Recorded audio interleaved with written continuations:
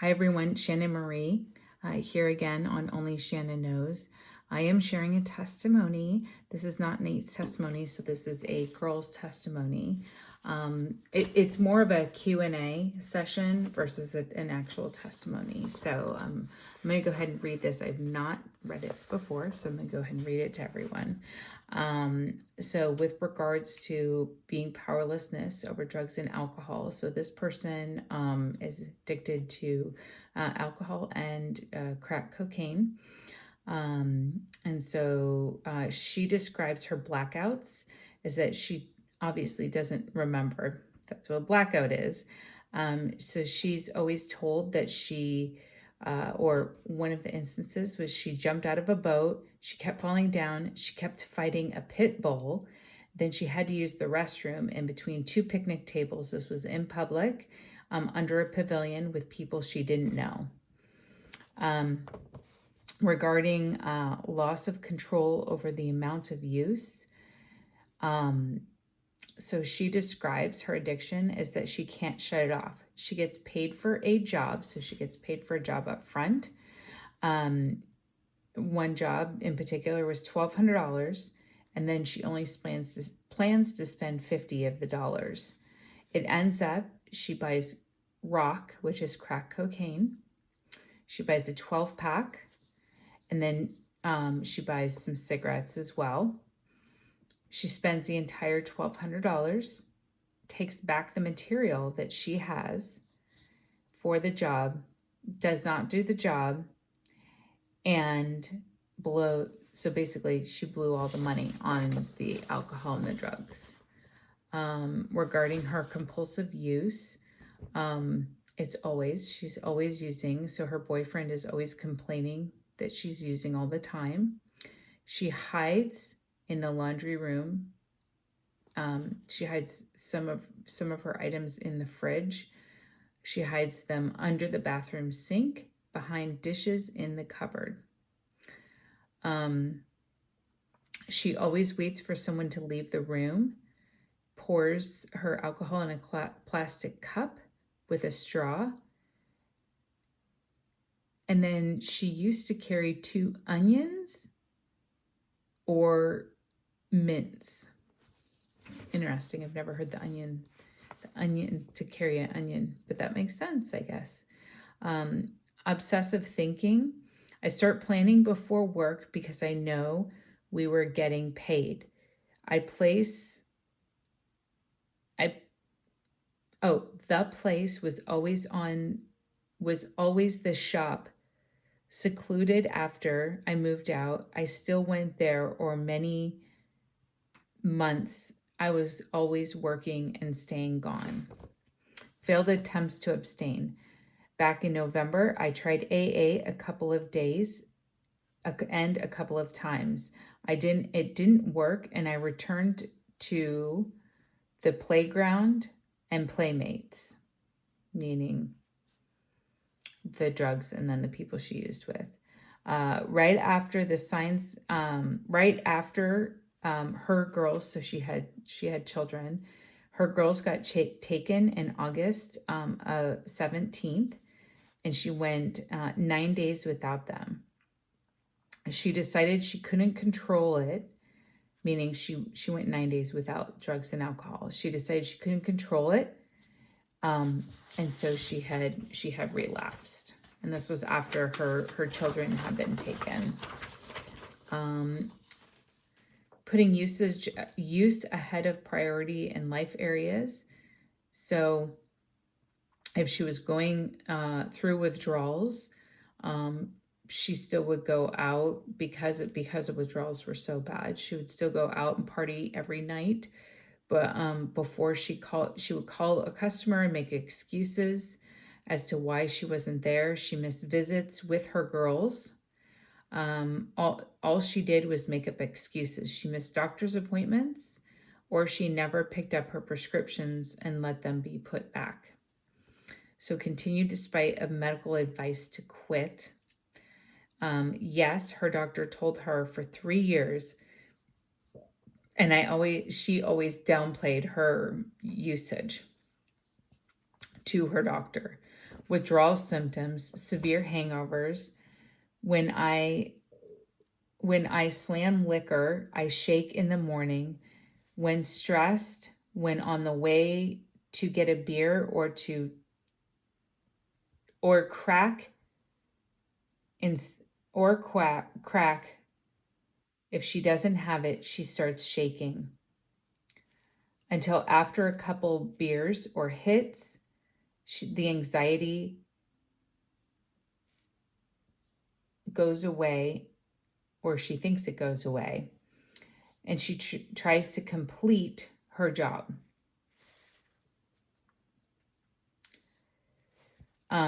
Even if everything is running smoothly, then she starts having cramps, and she still actually has them. She's never happy, and she's always depressed. She has hallucinations, and with crack, she has lack of sleep, and she doesn't remember the amount of consumption for alcohol. Family and relationships, broken promises, dragged into the middle of her baloney. I won't say the word. It was always something with her, meaning fights, crying, police. They said, "We can't stand to see you this way. We can't take much more."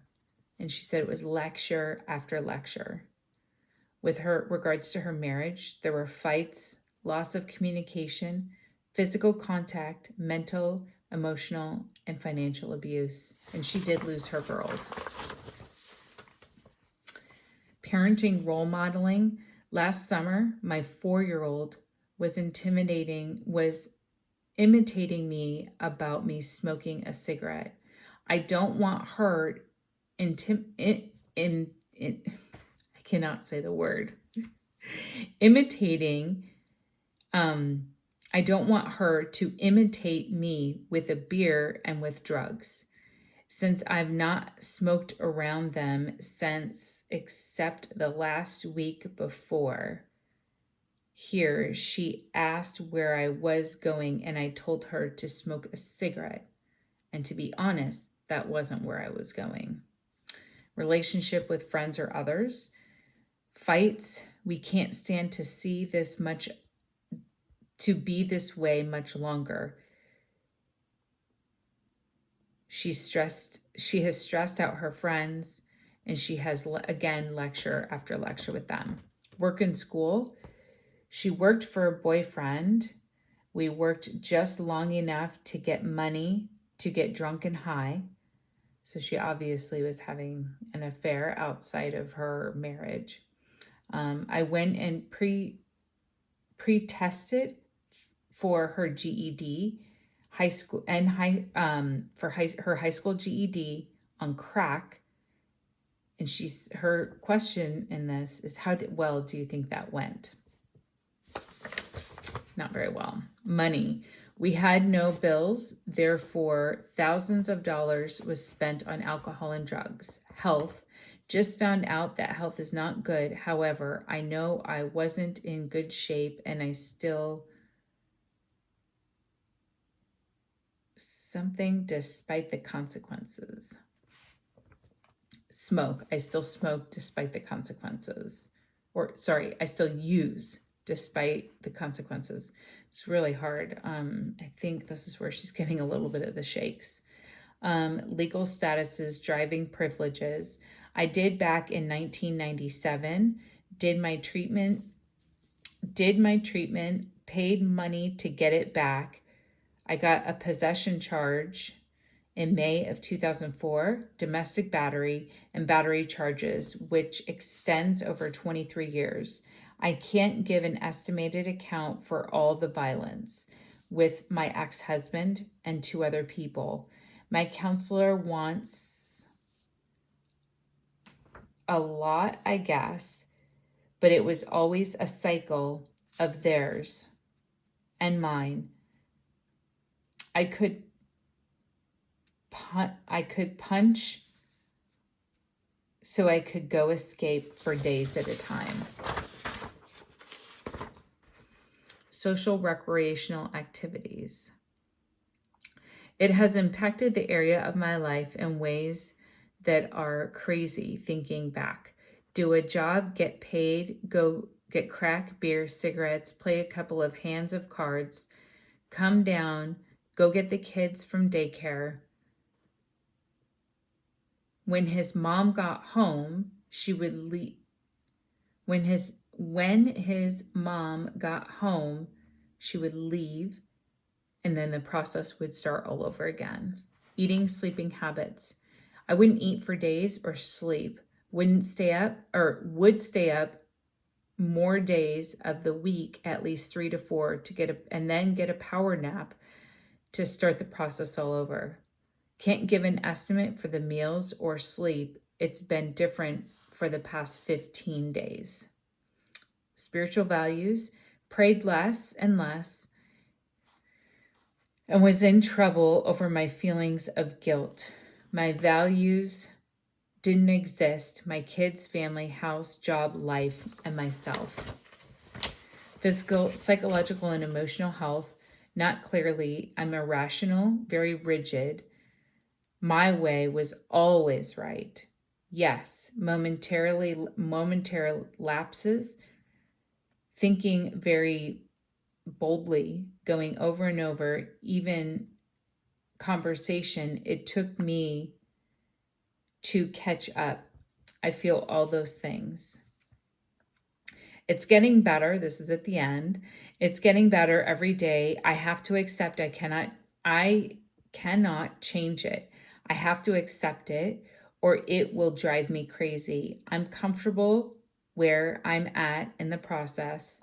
Yesterday's gone. What's done is done.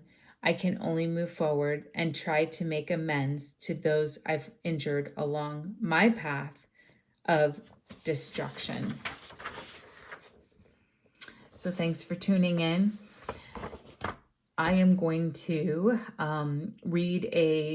my goal is to read a testimony I'm hoping every night. It might be every other night. So make sure to subscribe so that you can hear more. And feel free to put something in the comment if you're looking for additional content that you want me to create. I am an open book. I do have testimonies of addicts. I do have my own addiction struggles as well. So feel free to let me know what you want to hear. I'm happy to share. Have a good night.